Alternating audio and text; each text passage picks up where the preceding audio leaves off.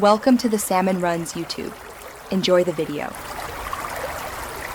You start by confirming your carrier plan permits tethering because policy limits break everything later.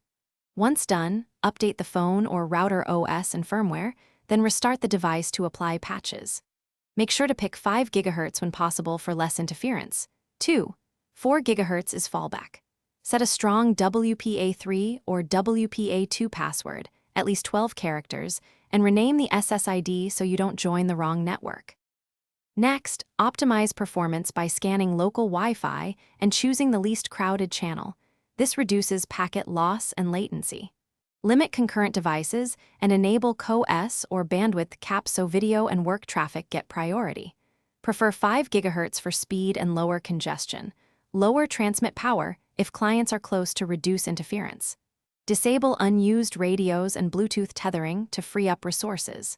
Together, these settings cut contention and make the hotspot more reliable for the devices. Finally, validate the setup by running speed tests and checking performance at peak and off-peak times to get a baseline.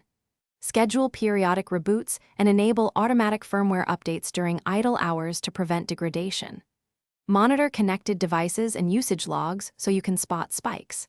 If issues persist, the key troubleshooting tip is to check cellular signal strength and carrier tethering restrictions. Sometimes the bottleneck is the network, not your settings. Try a different handset or dedicated hotspot if needed.